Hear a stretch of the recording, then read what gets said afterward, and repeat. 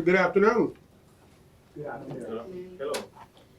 So we asked you to come here because we received several inquiries regarding an arrest that was made by immigration officers on June 18th at 3940 Jackson Avenue. We want to assure the community that the Memphis Police Department was not the arresting agency. The Memphis Police Department was contacted by immigration officers who requested assistance from the scene. They requested assistance regarding a disturbance. MPD officers did make the scene, just like we did on the last incident where a citizen called because the citizen had been stopped by ICE and we responded to the scene. Memphis police officers made the scene just like we would when anyone calls us.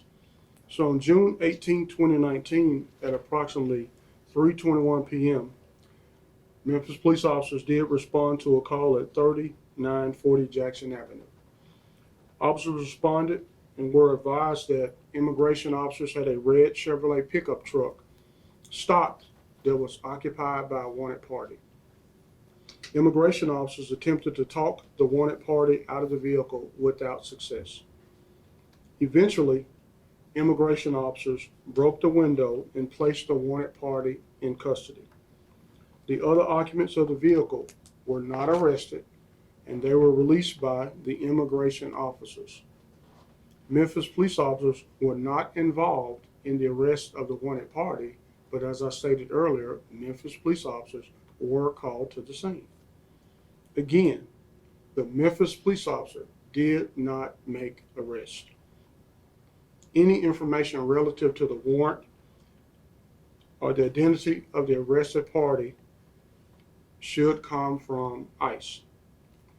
Inquiring on someone's citizenship is not a function of the Memphis Police Department and is clearly stipulated in policy. The Memphis Police Department does not receive detainer requests from ICE. We do not receive detainer requests from ICE because we do not oversee a local jail. This is a function of the Shelby County Sheriff's Office. Any inquiries on detainers should be sent to the Shelby County Sheriff's Office. Occasionally, ICE may contact local law enforcement to assist in maintaining the peace, like they did in this particular situation. MPD will respond. Our policy is for a supervisor to be immediately called when the officer makes a scene, so the supervisor can determine the nature of the call. Also, as a reminder, if an incident occurs within the city of Memphis, and if you ever have questions relative to the Memphis Police Department, please do not hesitate to call.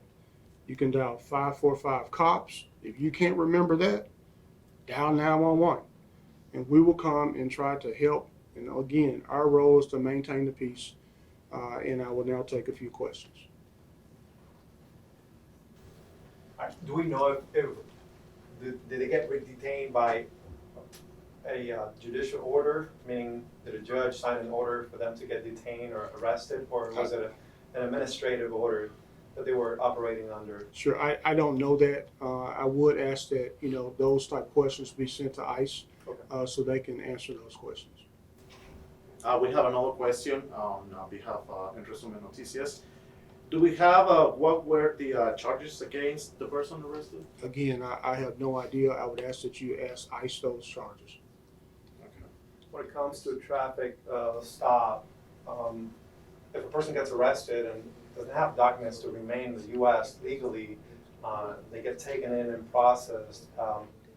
Is there a risk? Are these people going to be, is ICE going to get notified when they get arrested? If it gets arrested, or if they get arrested through the MPD? Yeah, that's a great question. So there are two sections of policy that deal with undocumented immigrants. One policy is undocumented immigrants. The other one is under arrest in general, and it's under consular notification. So it is a policy of the Memphis Police Department that if an undocumented immigrant is arrested on any drug or criminal charge involving moral turpitude and or a felony, that the officer will make the arrest and transport the individual to the Shelby County Sheriff's Office or 201 Poplar. It is also in policy that if it is a felony, a crime of moral turpitude, a drug charge, that the Memphis Police Department will notify ICE of that arrest.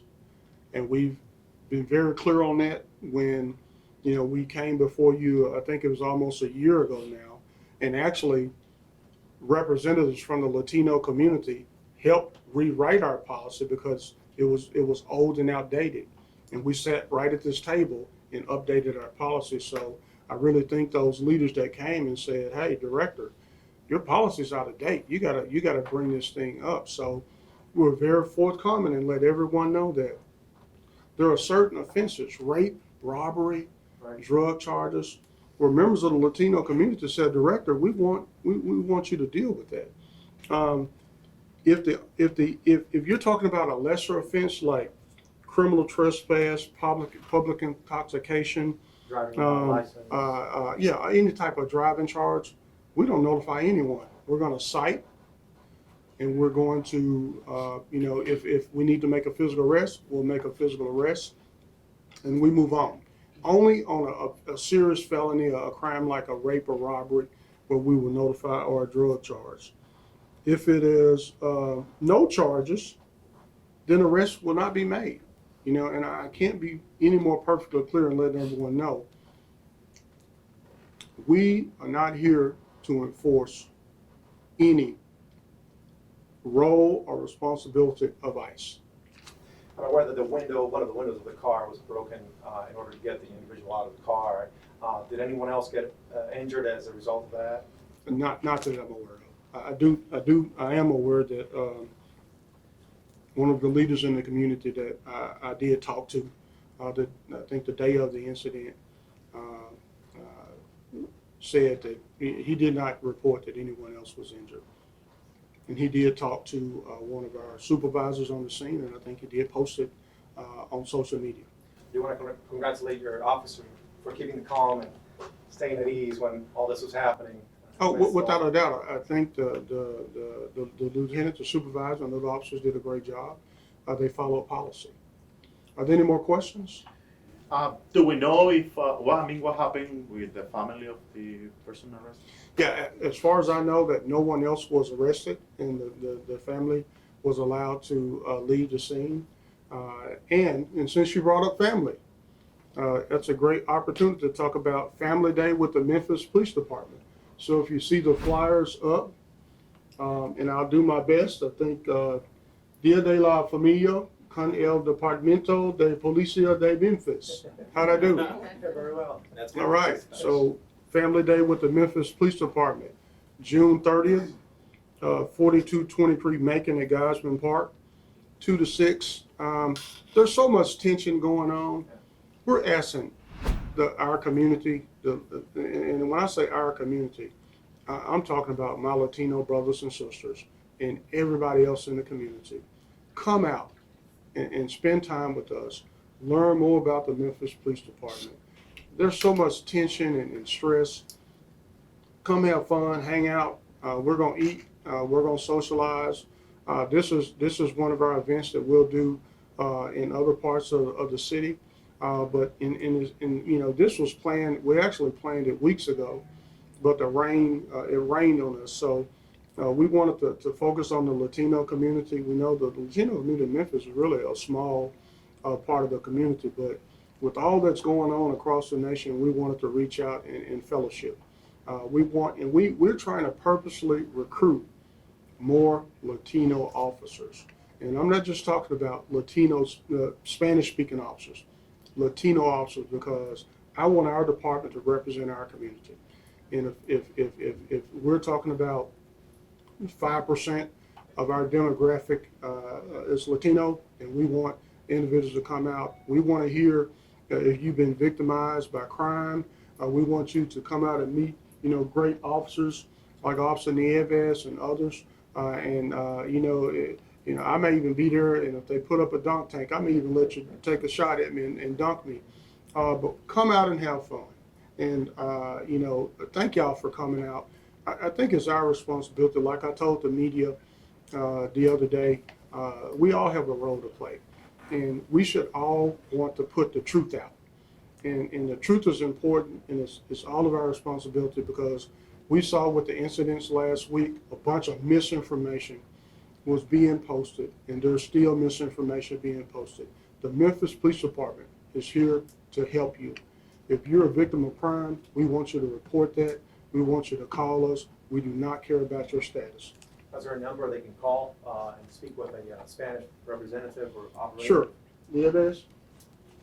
Oh, so if you call the regular number, our dispatchers, we have some Spanish-speaking dispatchers, but we have access to the language line. If we can't breach that, then we'll call a number of our officers that actually have been identified and tested that can fluently speak Spanish, and we'll do the best we can to help you. So just call 911, 911? If it's not an emergency, I prefer you not call 911. If it's an emergency, yes. If it's a non-emergency, we ask that you call 545 cops. Director, through our platforms, we have had several questions. People is wondering what do you think about previous, it just happened.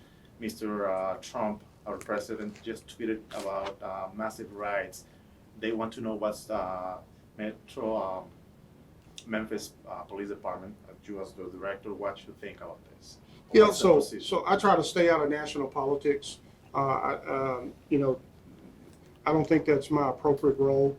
I just want the Memphians, and if you're not documented or if you're just visiting, if you need the police, call the police. And that's what's important. I'll let everyone else deal with national politics. I express my opinion at the ballot, and so I'll continue to do that. And I'll worry about, there's enough for me to worry about in Memphis where I do not have to go to D.C. Thank y'all. Thank you.